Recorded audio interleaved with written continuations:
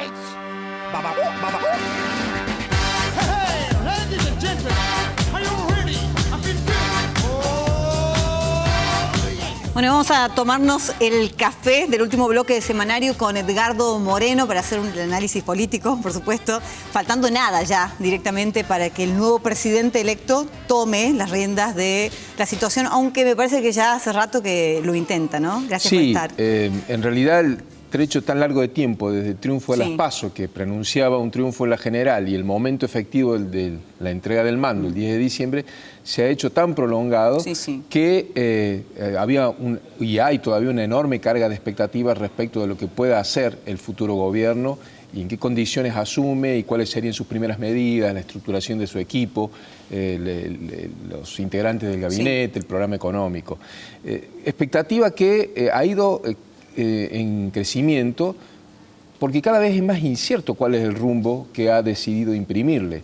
En realidad no se sabe si es una estrategia del staff del nuevo gobierno de preservar hasta último momento, digamos, cuál sería su criterio económico, su programa económico y el equipo con el cual lo piensa ejecutar, o si en realidad no tiene muy en claro por dónde va a tener que tomar el toro por las astas y está más bien primando un criterio de negociación interna, tratando de cerrar primero el frente interno de la coalición, el Frente de Todos, que tiene un liderazgo fuerte en Cristina y obviamente la condición de presidente. Primero todo el mundo ponía el foco en la transición entre el saliente y el entrante. Sin embargo, eso se termina corriendo y uno está mirando qué es lo que pasa dentro del Frente de Todos directamente. Sí, y eso genera una incertidumbre mayor por lo siguiente, Cruz. Si uno mira en retrospectiva lo que fue la experiencia del gobierno de Macri, llega a la conclusión de que en algún punto, en el momento de inicio de su gestión, no alcanzó a comprender o subestimó, para decirlo en términos más críticos todavía, la magnitud del problema que tenía que asumir. Es decir, la profundidad de la crisis que tenía que tratar de revertir o de administrar. No es solamente que no dijo, como generalmente hace una autocrítica, Cambiemos, no dijimos el tamaño de la herencia recibida, sino que hasta cierto punto no sé si alcanzó a entenderlo a la magnitud del problema. Y lo que está pasando ahora con la transición hacia el gobierno de Alberto Fernández es que se despierta también la misma duda. Es decir, si realmente, está claro que van a decir que todos los problemas fueron herencia recibida de la tierra arrasada del gobierno de Macri. El tema es si efectivamente están comprendiendo la magnitud de la crisis, la profundidad de la crisis, que demandaría un ensanchamiento, como se lo hubiese demandado a Macri en su momento, como se lo demandó a Macri y no lo hizo, un ensanchamiento de la base política para hacer frente al tamaño del problema. Y es aquí lo que uno ve, en realidad es una focalización del diálogo y de la negociación solamente dentro de la coalición que ganó, el Frente de Todos. Y dentro de esa coalición con los diferentes sectores, principalmente con el liderazgo de Cristina Kirchner, pero también con los gobernadores que han quedado rezagados en ese diálogo, con el mundo sindical, con el mundo empresarial, con algunos sectores de la iglesia, con los movimientos sociales o piqueteros. En fin, hay toda con el sector de masa que volvió al peronismo, hay toda una negociación interna para ver qué lugares se ocupan, qué posiciones se ocupan, y no está claro qué es efectivamente lo que se quiere hacer.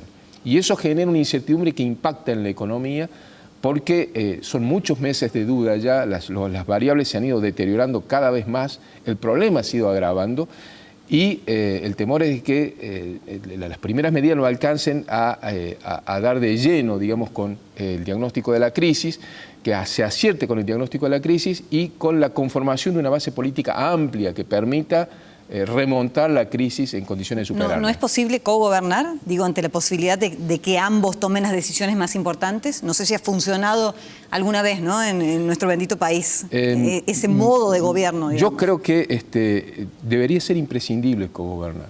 Es mi mirada personal. Y creo que además el resultado de la elección hubiese favorecido que aproveche la transición para entablar un diálogo más rico.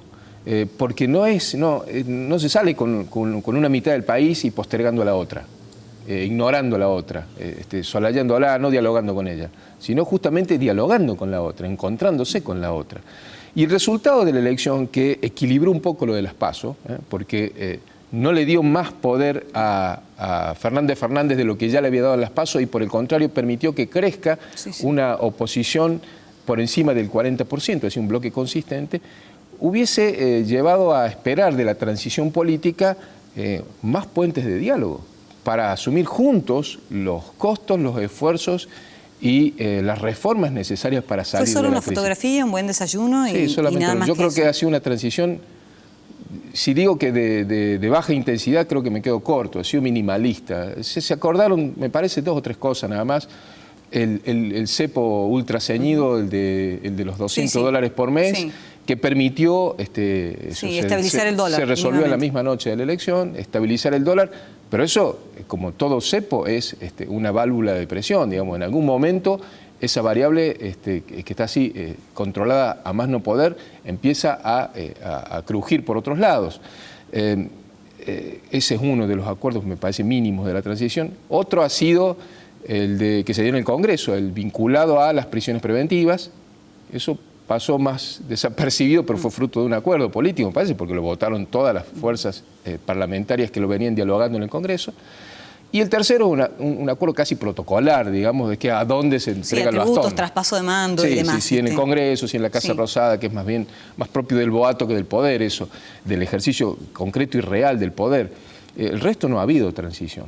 Y eso es preocupante. También es cierto que los 2 bloques que se posicionaron en la elección no acumularon cada uno por su lado por una convergencia hacia el centro, sino que acumularon pensando más cada uno su polo, yéndose más lejos uno del otro. Pero bueno, esa era la dinámica electoral. Concluida la dinámica electoral, ahora que hay que gobernar, lo que aconsejaría la buena política es que haya diálogo. Y Recién no hablabas, y no lo hay, por supuesto. Recién hablamos de la economía, una economía que está expectante en relación a quién va a mandar dentro del Frente de Todos. Que muchos pensaron en un primer momento que Alberto Fernández iba a tener cierta independencia, pero digamos, a las muestras, a las claras está que hay mucho dedo inquisidor de cómo hacer el armado también. Hay dos interpretaciones sobre esto. Aquellos que dicen, los más críticos, dicen que Cristina está ejerciendo un muy fuerte poder de veto. Primero, cuando alineó el Congreso con su nombre y apellido, Senado y diputados. Y luego con injerencia sobre el Ejecutivo. Fernández había dicho que no iba a tener injerencia Cristina, pero evidentemente la está teniendo. Primero vetando y también posicionando. Y están los que dicen que en realidad Alberto Fernández, esta es una mirada más contemplativa con el presidente electo, digamos, tampoco le molestaría que esto ocurra, que tenga esa injerencia Cristina, porque peor sería el escenario de tenerla expectante, silenciosa y con su poder de veto intacto, pero sin ejercerlo en su departamento de la Recoleta o en su despacho del Senado. Es decir, desinvolucrándose de la gestión de la crisis, que esto también sería peligroso para Alberto Fernández. Pero lo concreto es que, más allá de esa disputa interna o esa tensión interna, que yo no creo que naufrague a corto plazo entre Cristina y Alberto, no creo que el peronismo en esto tiene sí una lógica de administración, de conquista y de permanencia en el poder, que hace que no se peleen tan fácilmente en esas sociedades políticas. Hay fricciones, pero después arreglan. Lo que me preocupa es que, fruto de esa dinámica interna, es como que la transición está focalizada dentro de la interna de los partidos y no con los problemas de la realidad. Y en la dinámica de esa transición endogámica dentro de las fuerzas políticas también pasa en Cambiemos esto, también están discutiendo adentro sus liderazgos y no qué hacer con el país o cómo enfrentar la crisis del país. Esa dinámica endogámica de las fuerzas políticas lo que genera es que cosas que se tendrían que, decisiones que se tendrían que tomar con una mirada sistémica se vayan tomando de a pedacitos por distribución de espacios para cada tribu. Pongo un ejemplo concreto. Si la crisis es económica y el mandato que tiene Alberto Fernández es claramente un mandato de urgencia económica, eso es lo que la gente, el voto que le reclamaron, el voto castigo por la situación económica a Macri y la demanda de solución a Alberto Fernández, claramente lo primero que tendría que tener es un programa económico definido, nítido, y ejecutores de ese programa, y además que ese lineamiento sea homogéneo en todas las ramas del Ejecutivo. Es decir, que haya un ministro de Economía consistente, fuerte y que además tenga poder de alineamiento de las otras áreas del Ejecutivo. No hay nadie de peso, ¿no? Hasta ahora, o sea, realmente de peso. Es que el problema es que yo veo que se van definiendo parcelas de poder, por ejemplo, ANSES, Banco Central,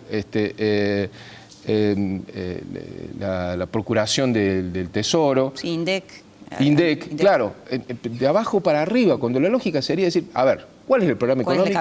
¿Y cuál es el equipo que va a jugar este partido? Homogéneamente distribuido para que efectivamente tenga poder de ejecución que se necesita y se necesita de manera urgente en medio de la crisis. Es posible que esto después lo logre Fernández. Creo que es casi seguro que va a enviar una ley de emergencia económica en extraordinaria al Congreso y que va a poder alinear después al Ejecutivo en torno a esos lineamientos. Pero lo óptimo sería el sentido inverso, tener una mirada sistémica, un programa económico consistente y poner los jugadores en función de ese programa. ¿Quién dice que no sorprendan? ¿Quién dice? A lo mejor sorprende. Pero ojalá. Sí, porque de eso depende que nos vaya mejor. Gracias, No, un gracias placer a vos. escucharte. Nos vamos, no queda más tiempo. Disfruten el domingo, en una semanita que pasa volando. Acá estaremos. Adiós. Chao. Ladies and gentlemen, are you ready? I feel good. Oh, yes. Oh, my love, I wanna make you move.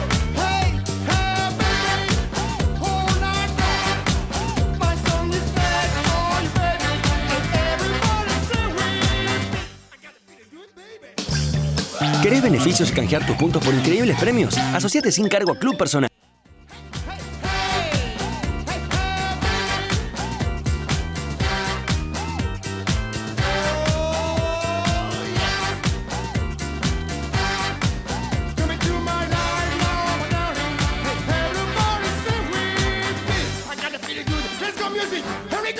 Fue una producción de Televisión Mediterránea, SRL, Córdoba, Argentina.